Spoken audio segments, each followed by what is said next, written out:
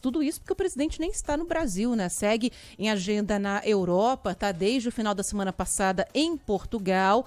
Um pouco mais cedo, o presidente Lula fez um discurso numa comissão num encontro, né, para discutir justamente economia de Portugal e economia do Brasil. E Lula, mais uma vez, voltou a atacar o Banco Central e reclamar da taxa alta de juros aqui no Brasil. Juros que estão em 13,75% ao ano desde setembro do ano passado, é um dos maiores patamares, ou maior, né, que nós já tivemos. E no discurso no Fórum de Negócios Brasil-Portugal, na cidade de Matosinhos, o presidente se dirigiu ao primeiro-ministro Antônio Costa e afirmou que com essa taxa no Brasil, ninguém toma dinheiro emprestado.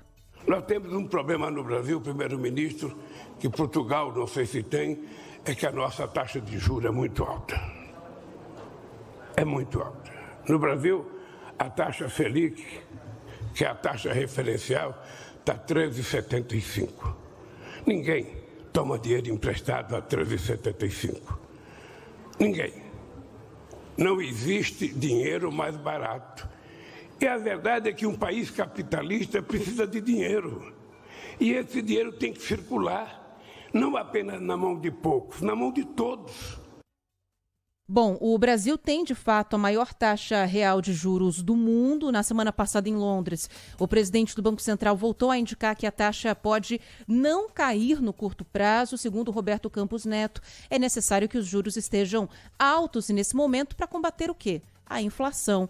Apesar de termos recebido uma notícia positiva, né, nesse sentido, nas últimas semanas, de uma inflação que ficou abaixo do esperado pelo mercado financeiro aqui no Brasil, o que deu aí a entender que poderíamos ter uma redução da taxa de juros nas próximas reuniões do Comitê de Política Monetária do Banco Central. Mas tudo isso é projeção, análise de mercado, não há nenhuma sinalização clara do Banco Central de que isso de fato possa acontecer, e com isso a rusga, né, entre o presidente e o Banco Central voltou a acontecer. A gente voltou a ver essas críticas não direcionadas a pessoa, né, o presidente do Banco Central, mas a instituição como um todo, e a essa questão da taxa de juros que não se reduz. Não só de economia, o presidente Lula tem falado nessa passagem pela Europa. Agora há pouquinho aconteceu a entrega do prêmio a Chico Buarque, né, cantor, compositor brasileiro, um dos mais importantes da nossa música, que com 4 anos de atraso, né, acabou recebendo o prêmio Camões.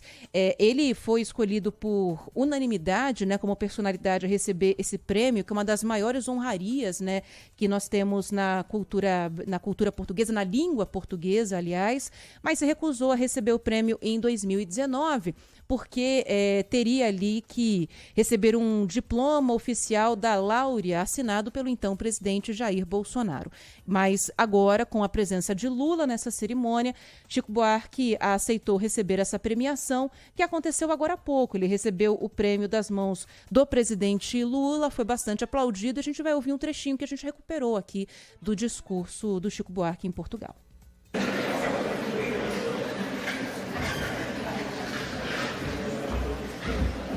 Boa noite, excelentíssimos senhores, presidente de Portugal, Marcelo Rebelo de Sousa, presidente do Brasil, Luiz Inácio Lula da Silva, primeiro-ministro de Portugal, Antônio Costa, ministro da Cultura brasileira, Margarete, minha amiga, Margarete Menezes, o ministro da Cultura português, Pedro Adão e Silva, querida Janja Lula da Silva, estou emocionado aqui. Presidente do júri do Prêmio Camões, professor Frias Martins, e tantas amigas e amigos aqui presentes. Fafá de Belém, parece que está aí, tá? Carminho, Mia Couto, Vi, Manuel Alegre. Não sei se o Miguel Sousa Tavares chegou a tempo. E Pilar Del Rio. Meu editor brasileiro. Aí ele vai agradecendo a todos, né, que participaram, que estavam presentes ali na cerimônia. Vamos lá para o discurso dele. Hoje de manhã ela saiu do hotel, atravessou a avenida e foi comprar essa gravata.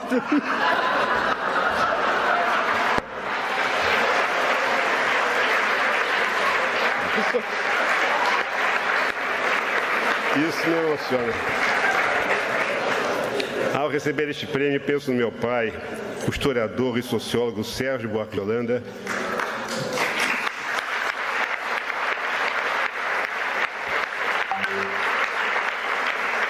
de quem herdei alguns livros e o amor pela língua portuguesa.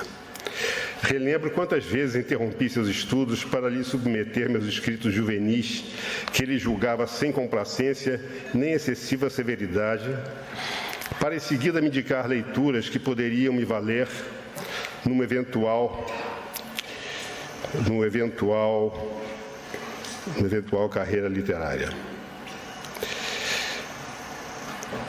Mas mais tarde, quando me bandeei para a música popular, não se aborreceu, longe disso, pois gostava de samba, tocava um pouco de piano e era amigo próximo de Vinícius de Moraes, para quem a palavra cantada talvez fosse simplesmente um jeito mais sensual de falar a nossa língua.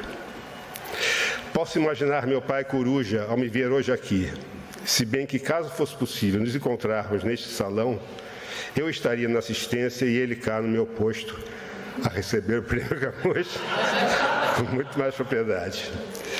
Meu pai também contribuiu para a minha formação política, ele que durante a ditadura do Estado Novo militou na Esquerda Democrática, futuro Partido Socialista Brasileiro. No fim dos anos 60, retirou-se da Faculdade de Filosofia, Ciências e Letras da Universidade de São Paulo, em solidariedade a colegas caçados pela ditadura militar. Mais para o fim da vida, participou da fundação do Partido dos Trabalhadores.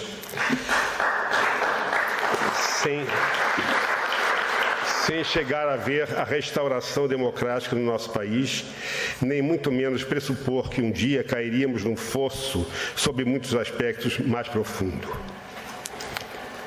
O meu pai era paulista, meu avô pernambucano, meu bisavô mineiro, meu tataravô baiano. Tenho antepassados negros e indígenas, cujos nomes meus antepassados brancos trataram de suprimir da história familiar. Como a imensa maioria do povo brasileiro, trago nas veias sangue do açoitado e do açoitador, o que ajuda a nos explicar um pouco.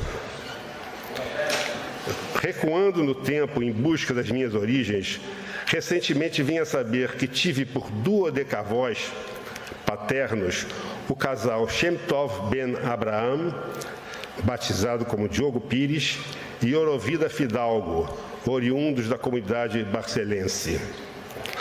A exemplo de tantos cristãos novos portugueses, sua prole exilou-se no Nordeste brasileiro do século XVI.